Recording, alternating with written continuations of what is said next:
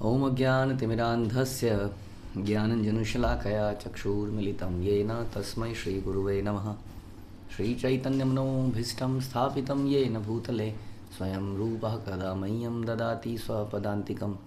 वन्देऽहं श्रीगुरौ श्रीयुतापदकमलं श्रीगुरून् वैष्णवांश्च श्रीरूपं साग्रजातं सहगणरघुनाथान्वितं तं सजीवं साद्वैतं सावधूतं परिजनसहितं कृष्णचैतन्यदेवं श्रीराधाकृष्णपादान् सहगणललिता श्रीविशाखान्वितांश्च।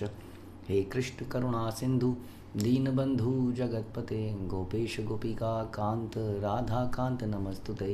तप्त कांचन गौरांगी राधे वृंदावनेश्वरी वृषभानुसुते देवी प्रणमामि हरिप्रिये। वाञ्छाकल्पतरुभ्यश्च कृपा सिन्धुभ्यैव च पतितानां पावनेभ्यो वैष्णवेभ्यो नमो नमः। जय श्री कृष्ण चैतन्य प्रभु नित्यानंद श्री अद्वैत गदाधर श्रीवास आदि गौर भक्तवृंद। हरे कृष्णा कृष्ण कृष्ण हरे हरे, हरे राम राम राम हरे हरे। नमो विष्णुपादाय कृष्णप्रेष्ठाय भूतले श्रीमते भक्तिवेदांत स्वामिन्निति नामिने।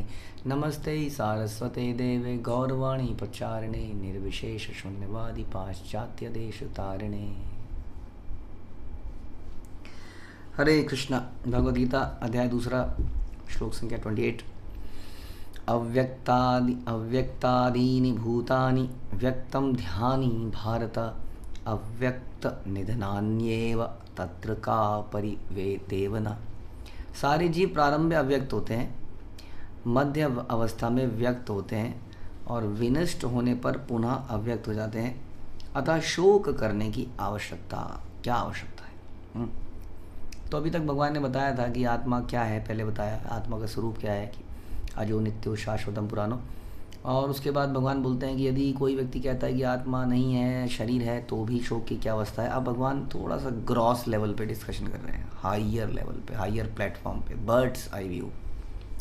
तो अगर बर्ड्स आई व्यू से हर चीज़ को देखा जाए ऊपर से तो हमें समझ में आएगा कि संसार में हर वस्तु एक समय पर व्यक्त होती है, मेंटेन होती है और एक समय पर वो अव्यक्त हो जाती है, अनमैनिफेस्टेड, डिसअपीयर, डिस्ट्रॉय भी कह देते हैं हम कई बार, एनाइलेट भी कह देते हैं हम कई बार। लेकिन ज़रा ध्यान से अगर हम उसको समझें तो फॉर एग्ज़ाम्पल हम लोग मिट्टी को लेते हैं, हम लोग मिट्टी से आटा बनाते हैं, उससे कुछ आकृतियाँ बनाते हैं, घड़े बनाते हैं, दिए बनाते हैं और काफ़ी समय तक वो घड़ा कहीं पर बिकता है, किसी के घर में रहता है और एक समय आने पर वो घड़ा टूट जाता है, वो फेंक दिया जाता है कूड़े में और धीरे धीरे उस कूड़े में रहते रहते वो फिर से मिट्टी बन जाता है।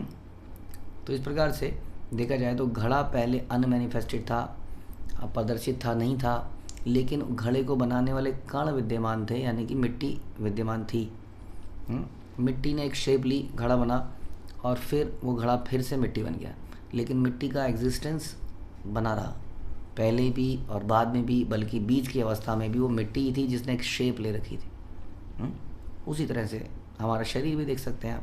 हमारा शरीर हम कहते हैं पंचभूतों से, महाभूतों से, पंच तत्वों से बनता है, पृथ्वी जल वायु आकाश अग्नि।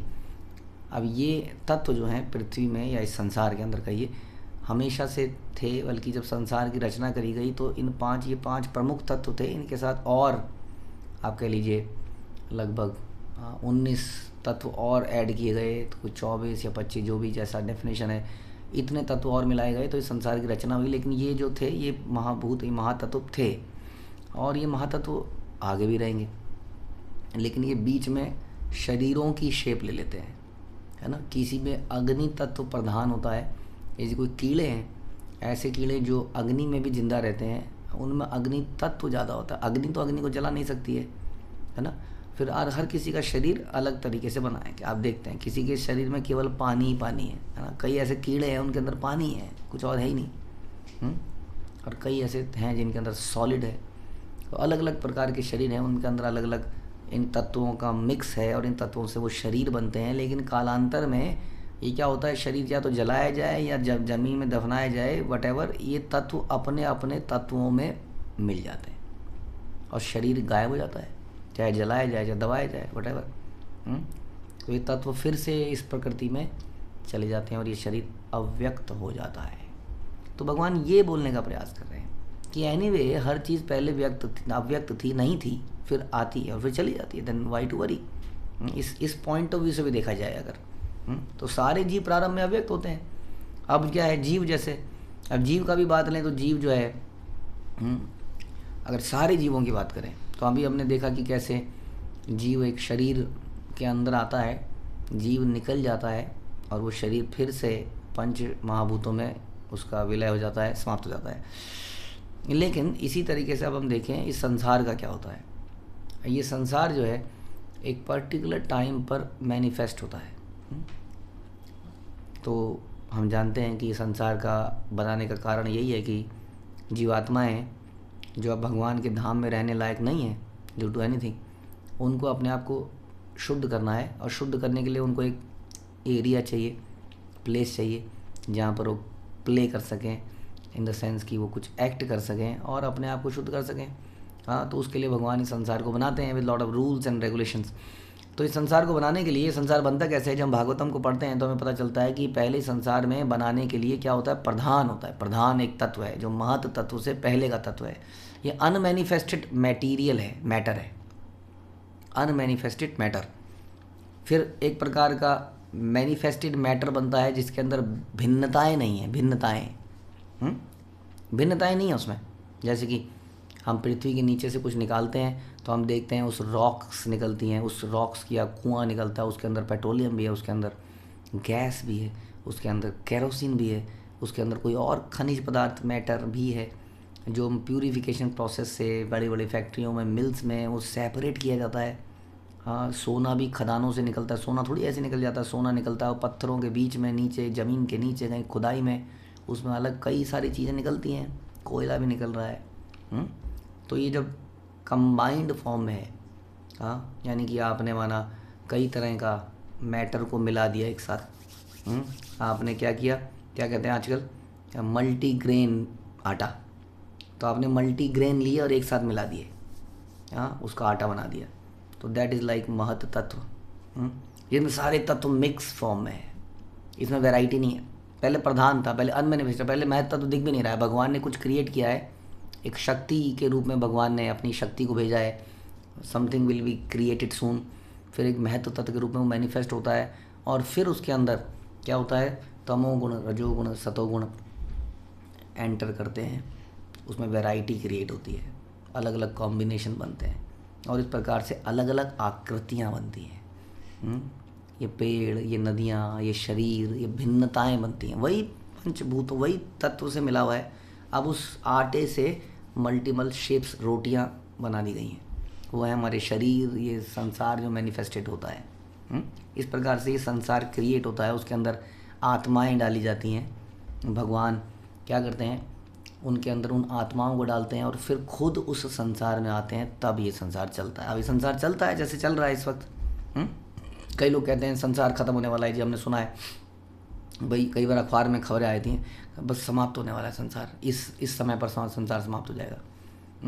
लेकिन संसार समाप्त नहीं होगा, क्योंकि संसार के समाप्त होने का एक समय अवधि है, वो तभी समाप्त होगा। हाँ, जैसे हम सुनते हैं। तो अभी कलयुग चल रहा है, कलयुग के बाद सतयुग आएगा। लेकिन ये पूरा का पूरा संसार जो है एनहाइलेट हो जाएगा जब ब्रह्मा जी की रात आएगी। जब ब्रह्मा जी की रात आएगी तो रात्रि में जितने भी लोअर प्लैनेटरी सिस्टम है वो अपने मैनिफेस्टेड फॉर्म से अनमैनिफेस्टेड में चले जाएंगे, क्योंकि वो डूब जाएंगे, सबमर्ज हो जाएंगे, समाप्त हो जाएंगे, बिल्कुल समाप्त हो जाएंगे। हम देखते हैं कई बार नदियों के किनारे दिल ऐसा लगता है कि ये पहाड़, चट्टानें कटी हुई हैं पेड़ों से, पानी से, देखा होगा आपने भयंकर कई बार। कई अमेरिका में और जैसे ग्रैंड कैनियन बड़ा फेमस है, वो लगता है कि कैसे बनी होगी ये ग्रैंड कैनियन, एक खाई है, पूरे पहाड़ कटा हुआ है नदी से। अभी भी आप कहीं भी पहाड़ों में जाएंगे तो दिखेगा, ऐसा लगता है कि ऐसा कैसे हो सकता है ना। तो समझ लीजिए जब प्रलयकारी चीज़ें आती हैं तब क्या होता होगा पृथ्वी का। आग निकल रही है और पानी निकल रहा है, तो सब कुछ जो मैनिफेस्टेड है, जिसकी फॉर्म है, वो फिर से अपनी फॉर्मलेस पोजीशन में चला जाता है। जैसे मिट्टी का मिट्टी बन गया, अग्नि का अग्नि बन गया, फिर से ये हो गया लोअर प्लैनेटरी सिस्टम के लिए।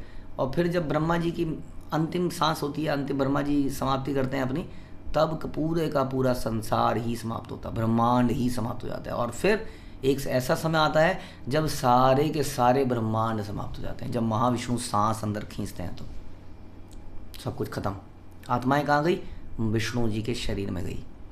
कब तक के लिए? जब तक के लिए दोबारा संसार का निर्माण ना हो। तो इस प्रकार से भी सारे जीव प्रारंभ में अव्यक्त हैं, विष्णु जी के शरीर में है, अनंत काल के लिए फिर से संसार बनेगा, भगवान सांस छोड़ेंगे, ब्रह्मांड निकलेंगे, फिर बहुत कुछ होगा जो हम भागवतम में सुनते हैं, और फिर उन आत्माओं को फिर से उनके अंदर डाला जाएगा, फिर से वो शरीर धारण करेंगी। और उस संसार के अंदर भी, ये तो हो गया बड़ी हाई लेवल पे, उस संसार के अंदर भी वो अनमैनिफेस्टेड मैनिफेस्टेड, यानी कि जन्म मृत्यु चलता रहेगा। और फिर एक बड़े लेवल पे मृत्यु होगी जब सारे के सारे समाप्त होंगे। इस प्रकार से यही क्रम है।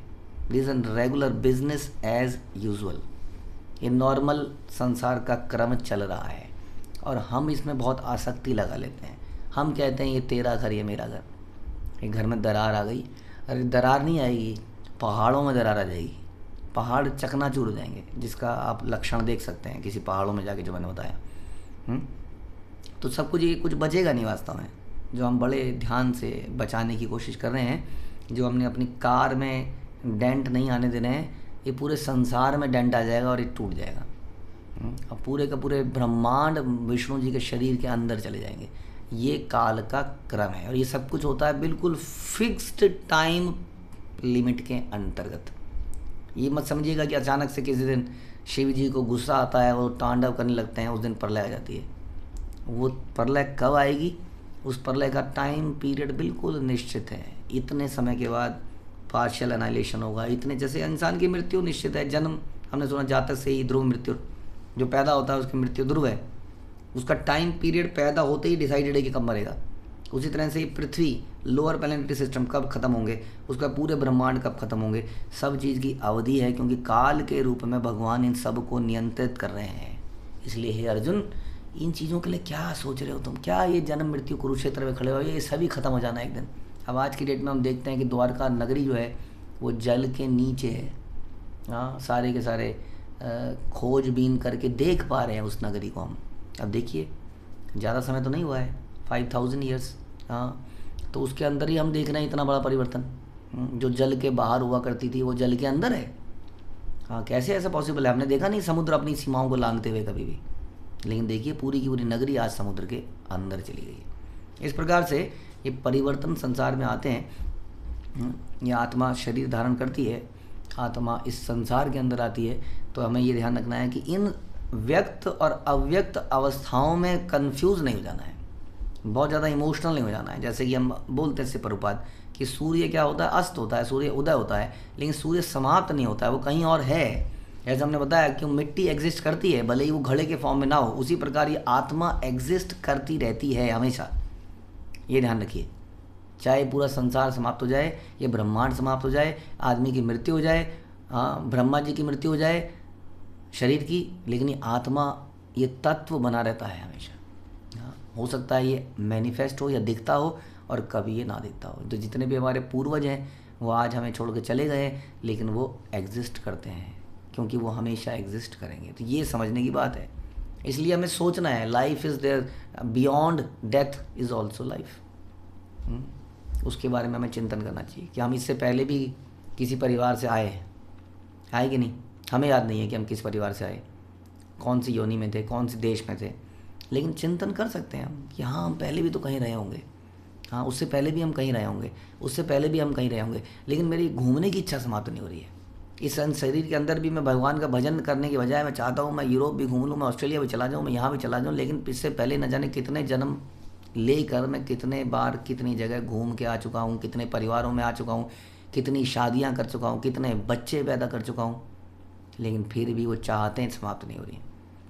उसको समझो हे अर्जुन, और हम और आप इस बात को समझें, ना कि इस मैनिफेस्ट और अनमैनिफेस्ट की पहेली को सुलझाने में लगे रहें, क्योंकि ये तो कालक्रम चलेगा ही चलेगा। We have to think beyond this gross level, bird's eye view, तब हमें समझ में आएगा कि हमें करना क्या है। नहीं तो हम इसी उधेड़ बुन में लगे रहेंगे कि कैसे, हाँ, ये मैनिफेस्ट को कैसे हटाएं, अनमैनिफेस्ट, ये ऐसे नहीं हटेगा। इसको हटने के लिए पहले आपको ग्रॉस लेवल ऑफ थिंग्स देखना पड़ेगा, ये यूनिवर्सल व्यू बनाना पड़ेगा जो शास्त्रों को पढ़ने होता है। हाँ, हमें समझना पड़ेगा इस ब्रह्मांड के बियॉन्ड क्या है, गोलोक क्या है, स्पिरिचुअल जगत क्या है, मैटीरियल जगत क्या है, जो कि हमें शास्त्रों से पढ़ने को मिलता है। ठीक है। हरे कृष्णा। श्रील प्रभुपाद की जय, भगवद गीता की जय।